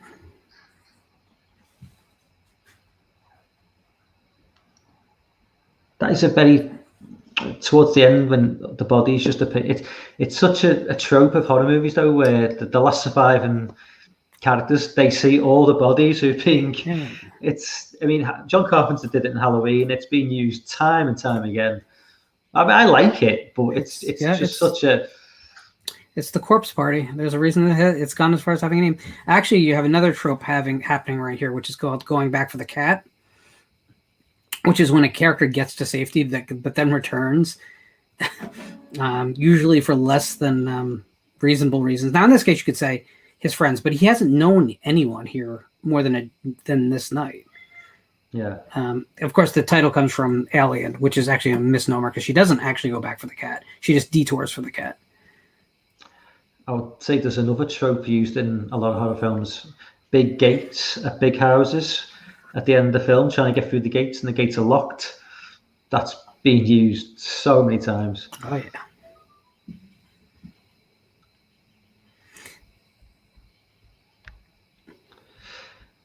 YouTube viewers love to see random stranger stuff, so I sort of off, Mike. Oh yeah, what's Bloodfest was another good one from a few years ago. I've not seen Bloodfest. So people love to bring up Bloodfest when we talk Hellfest, and besides the titles and the setting, they're completely different monsters. I liked Bloodfest. I didn't love it. I liked Haunt. I didn't love it. Actually, rewatching Haunt, it falls significantly every time. Bloodfest, I've only seen twice, and the second time was the same as the first experience. It didn't lose any ground, didn't gain any ground, and I don't think it's going to. I think it's going to remain that. Bloodfest is kind of in a vague sense, it's the cabin in the woods thing more than what you probably think it is if you haven't seen it. There was a movie, like an extreme haunted house type movie, similar to Hellfest. It came out a couple of years before. It's a found footage film. The name escapes me. I don't know. I just don't watch as many found footage films as other people do in the community. Yeah. I'm usually pretty annoyed by the fact that they're not written. Did you like Hell House LLC? I haven't seen it. Oh Lord, you need to watch Hell House LLC. I know if you say you're not a fan of found footage, but Piers put me onto that film. That is a fantastic film. It's not so much that I don't like found footage; it's just that I don't understand how it can be an entire subgenre. I mean, it just seems like a bizarre thing that there's so many of them. It's probably a traditional found footage film. It doesn't do anything new, but the fact that it's set entirely within just this one house, sort of, I think it's just north of New York City.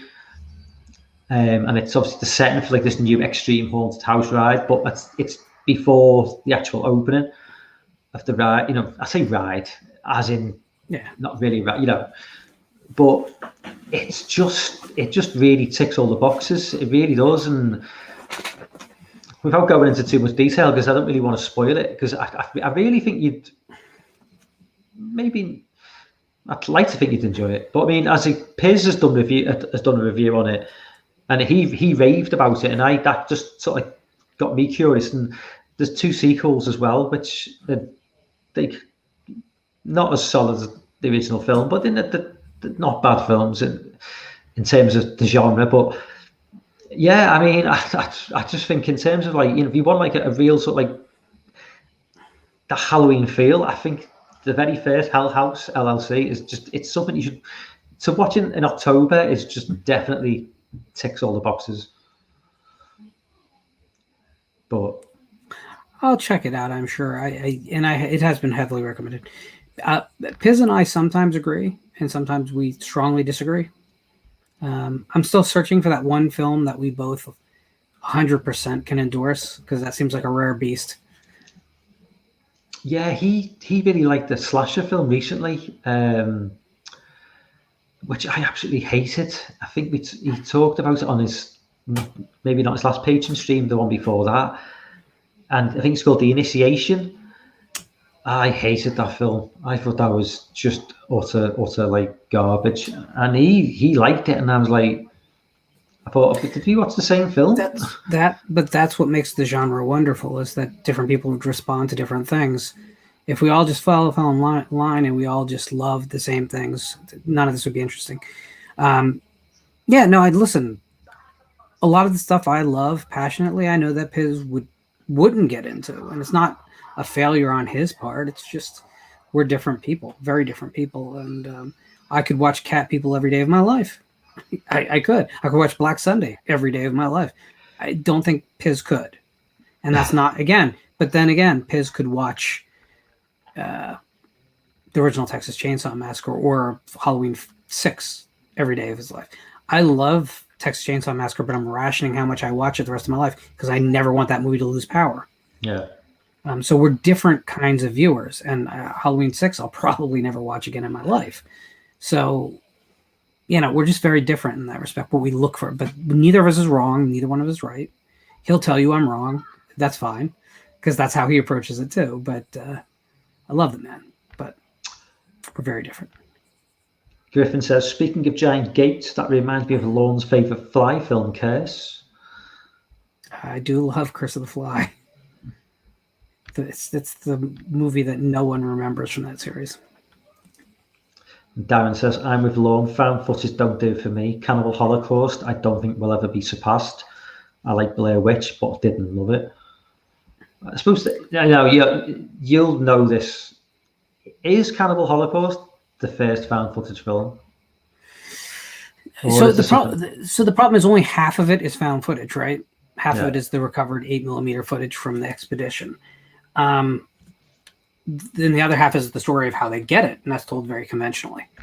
So if we're going to do that, then Peeping Tom is clearly a predecessor, right? Because we have footage from inside the camera that has the knife blade attached to it in the film. So I mean, it's a matter of short steps, and even I would go back. The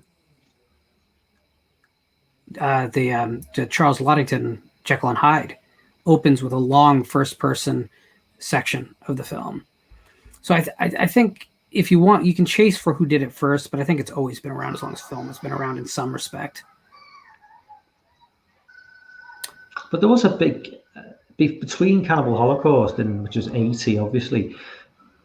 There did seem to be between then and Blair Witch. Were there any found? The last broadcast people talk about in '98, but was the film? Was there anything like sort of in the '90s? So there's people use the concept. Henry, Portrait of a Serial Killer has camcorder footage of the murders. It's a small part of the movie, but it's there. You have They Live uses the found footage from the future that gets broadcast back, right? So I mean, I think people are going to get very specific on what they consider found footage and what doesn't, and what's using it for just a sequence or whatever. But I just think like that cinema verite is been with us a long time, and it can be effective, but when it became a little subgenre unto itself, I think that's dangerous. We're getting one of the main kills now. Yeah.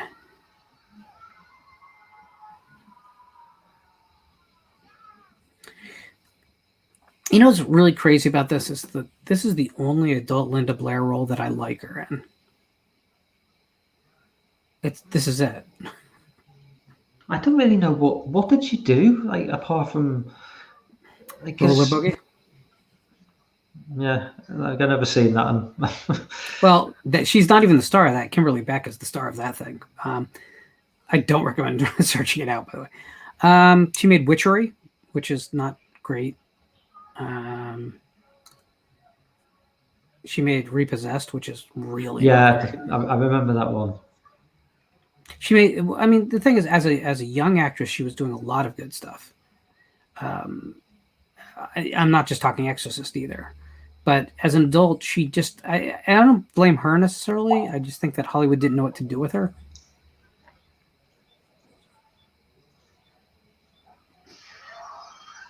She probably should have done television work in the 80s rather than the film work, because I think they would have used her better.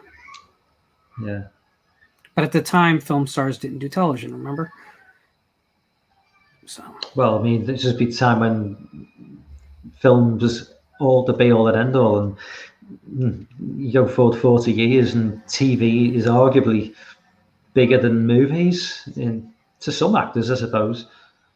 You look at some of the actors now who appear on TV shows for Amazon Prime and Netflix. They've got bigger budgets than a lot of these films now. Yeah, I mean, when Marvel initially announced that they were going to do television, streaming shows of their movies, I was like, are they going to be able to get those actors to agree to that? But they did. But they did. So I guess. Poughkeepsie Tapes in small bits. If you watch a clip from that movie, you're going to think it's a masterpiece. You watch the whole movie, you won't have as strong feelings probably. Do I like Savage Streets? Not particularly. I know why people do, but in the kind of, and I realize it's off the beaten track of it, but in the quote unquote rape revenge subgenre, I think it's pretty weak, to be honest with you. It's very aspirational rather than, gritty, as gritty should be. So I don't know. Now, I'm not a big Savage Streets fan. I'll give me Hollywood Boulevard any day of the week over it,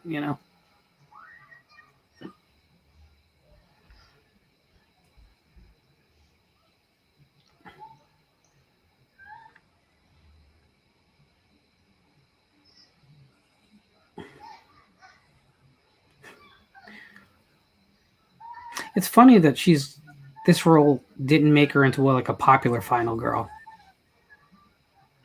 Was she about 20 when she did this movie? She would have been like ideal age, probably. I'm trying to think, like Exorcist was 73, so she was probably about.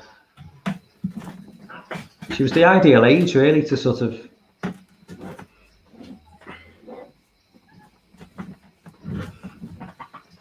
I agree, but just look at how this scene is freaking lit. It has a blue cast to it, but it doesn't look like a filter. It looks like they actually lit it with gels. Yeah. Every bar is lit perfectly. She's never out of focus. She's never not in detail. It's beautiful. This is good filmmaking. And too often we talk about the early slashers, we're kind of making excuses for them to not be good filmmaking. Oh, because I like how raw it looks. Well, okay, but you realize it's just bad filmmaking that you're saying looks raw, right? It's one of these sorts of old movie tropes now, which is with modern day movies. The idea of can't find the keys to the car with these, right. That's a lot. That's not gonna be a problem going forward. I love the fact that they established in the beginning that she's a mechanic, just so that at the end, the car won't start. Screw it, I'm going to make it happen, and she does within like a minute. See, that's why I said this film was way ahead of its time. Even though you can look and say it's old fashioned, it also recognized the tropes and constantly did little things. Like the guy escapes, he goes steals a rifle from the police station, goes back and actually kills the guy who's responsible for the early murders. I mean, that's not a normal thing for a slasher film.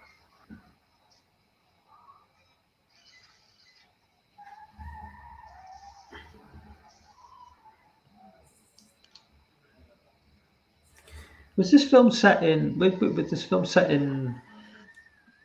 So like California, or is it meant to be set in the Midwest? I don't recall it whether.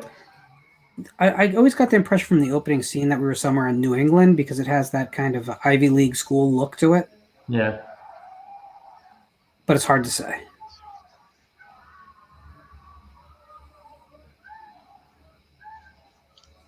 Yeah. Going back to, because obviously I know you've loved Hellfest and you love the Funhouse, right? Oh, yeah. That's early Toby Hooper. That's right in my wheelhouse. Yeah. See, I watched the Funhouse as an adult, and it just didn't work for me at all. I found the pacing was just. I know we talk about the pacing in a lot of these early films. It builds the characters, but I wasn't that keen on the characters, and the pacing was. I just thought it was quite slow, and it just didn't do it for me. The Funhouse, and I really, really wanted to like that film because I like the idea of the setting of it, but it just felt a bit. It just didn't work at all for me, and I don't know. I should love that film, and I just don't like it. And sometimes movies don't connect with you. I would say if you want to give it a couple of years and then search down the television print, which is significantly different. So it might be more to your taste. Yeah. Believe it or not, there's more kind of grossness, not gore, but grossness to the television print. There's a lot more about the fetal babies in jars and the incest that produced the Carney family, and definitely this theatrical loses some of that, but it's a tighter film. But the television version is kind of like, I think is a grislier film, which is why I'm still pissed off that we never have gotten a home video release of the television version of Funhouse. Griffin asks, what are your thoughts on the film Midnight Meat Train? It's a movie. No, it's fine. It's fine. It didn't stick with me as a favorite, but it's fine. I enjoyed it when I saw it. I don't own it. I probably won't go back and visit it on purpose. It'll be one of those films that I run across again and just on a whim decide to watch. It's fine. Adapting Clive Barker will always be difficult. Period. Okay, full stop. Even for Clive, it's difficult. Yeah. Because Clive's work is all about making you feel like you've stepped into a more dangerous version of our world, a more perverted, a more gloomy, a more childish, but yet super adult. It's a weird thing. It's a very specific thing, and it's hard for. I always felt that Hellraiser got 70% there, but not fully there. See that this casting director of Hell Night was Johanna Ray, who cast Twin Peaks. The biggest mistake, I think, unforgivable to believe, Nightbreed is Clive Barker not feeling like Clive Barker to me. It's been a long time. So I've seen that film once, 1990 or 91. It doesn't have any of that uncomfortableness that you need with Clive. Have you seen Candyman, the new Candyman yet? Or I did. Was it not enjoyable? I gave it a D-, which isn't the worst. Which isn't the worst score that it's gotten in the community, and is far from the best. I've yet to hear anyone say in our community that it is, film of the year or anything. It seems like most people go, "Yeah, I liked it." If they liked it, that seems to be the high praise.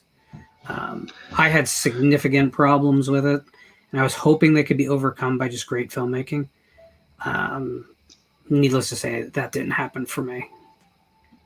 I mean, I've not seen the film yet, but going back to what you said before, that's more specifically the Clive Barker and the stories he wrote, but placing it somewhere uncomfortable. And obviously the original Candyman film, Cabrini Green, was like a genuinely dangerous place. And obviously the movie now it's been in real life as well, I suppose. It's been gentrified.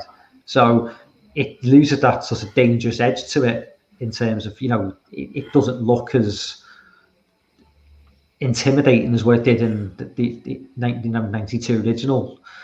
I don't know if that takes away some of the edge from the new film. I don't think the new movie has any edge whatsoever to lose. So, I mean, I don't want to harp on the movie because I'm going to get called names when I do, because that seems to be what happens with this movie. But it's just, I think there's some fundamental flaws in it. One of the things that's great about the original is it's about Helen. She is the point of view character. She's on screen every way. She's out of her depth. She's in a different world. So everything that she's getting for the first time, we're getting for the first time. It's a very smart way to write this type of movie. She treats people with respect, even as she's losing her mind and becoming a monster. And we're so sympathetic to her, we turn a blind eye to when she starts behaving badly. We start making excuses for her as a character, and that's how indebted we are to that character and her point of view. The new one just has serious conceptual problems about a point of view. The movie pretty much opens with characters talking about how African Americans are stymied in American society by the white people. And the word white is used as a derogative term like no less than 20 times in the movie. It's always there. But yet these are rich, like, members of the art community that don't have jobs they go to. They're not suffering at all. They have everything in life. They live in these lofts that you and I could never have afforded, but yet somehow they keep screaming that they're repressed. Yeah. And that's a problem for this type of movie. Now, if you're setting it in a sitcom and doing that, it doesn't really matter, right? But when a horror film, it takes established problems and exaggerates them. So you can't start from an area of privilege and then by the end have, sorry folks, I really am, you can't have Candyman being the avenging angel of death against the cops. Okay, that's fundamentally not how horror works. If you want to have a real emotional reaction, you have to have characters start as people who live in Cabrini Green in horrible, deplorable situations, and then they're being attacked by something even darker. That works, right? When Candyman, the horror of Candyman is this, the original, is that you could live in an apartment where behind your medicine case is a hole in the wall that leads to a Gothic cathedral where a monster lives. That's an exaggeration of a real world fear because the point of view makes sense, right? If you're in such dire straits, you're living in a hellhole, then yeah, literally there is a hole to hell in your apartment. Whereas in this, because you're dealing with like upper class people who just constantly give all these virtue signalings about social problems, but we don't get to see those social problems really on screen. There's no sense of stakes. It doesn't work. And I think it's more than a little insulting to the real problem of racism, which does exist and is a real thing. But if just everyone who happens to have a skin color can claim that they're repressed, then racism is not a problem, right? It's not something that can be solved. And I think that is doing real racism a favor that it doesn't deserve to have done to it. We should stomp out real racism. A movie like this is so confused about its messaging that to me it was a mess. There's gonna be people who like it, and it has scenes that are well shot, and it has all kinds of, the tech credits are all through the roof. Awesome. I don't think the score holds a candle to Philip Glass, but whatever. A lot of people like that too. Cool. But conceptually, the film just missed for me in such a huge way. Actors are all good. Don't like the dialogue they were handed. Some of it is so bad it's not funny. Whatever. D- for me. I think it's come out at a time when I expected it to come out with the message it's portraying. This movie wouldn't have been released 10 years ago. It probably wouldn't be released 10 years from now. It's come out the timing of the film is not an accident, I don't think, if you know what I mean, in terms of, you know, what you said, and without going into too much detail, it kind of feels of its time, and you know, whether that's a good thing or a bad thing, I just think that it's more of a political. It feels like it's more of a political film than a horror film from some of the reviews I've seen of it. And the most complaints in it's people said it's not scary. No, it's not scary at all. In fact, there is a murder in the film. One of the many murders of white people in the film, because only white people die in the movie, which itself seems like an oversimplification. But there's an art dealer who's murdered that I burst out laughing because I think they thought it was going to be shocking, but it's just slapstick hilarious. It is the funniest thing that's going to be on screen this year. That's not how they intended it, but it's very, very funny. I don't know, and there's other things that bother me. I read a lot of reviews saying, "Oh, don't worry, Tony Todd is in the movie." He's not in the movie, guys. There's a CGI version of his face put over another actor in the movie. It's not even de-aging. He wasn't there. I mean, it's worse than like the Star Wars, like, let's try and bring Peter Cushing back to life CGI. It's bad, and to me, Leia. Yeah. This is worse. This is worse, and they were still trying to hide it in shadow, and it's worse. To me, that's just stupid. Tony Todd still looks great. Does he look older than he did in 90 or 93? Sure, but he still looks great. Just put him on screen. No one's going to be upset at you for putting Tony Todd on screen, I promise. And that's not what they did. So, whatever. On that note, I think I will wrap things up because it is nearly 2 a.m. in the UK. But I want to thank everyone in the chat for jumping on board. And Lauren, thank you as always. Hopefully you'll be in next week for whatever movie I choose. good to see you on board. But that's it, guys. I will see you next week. Bye.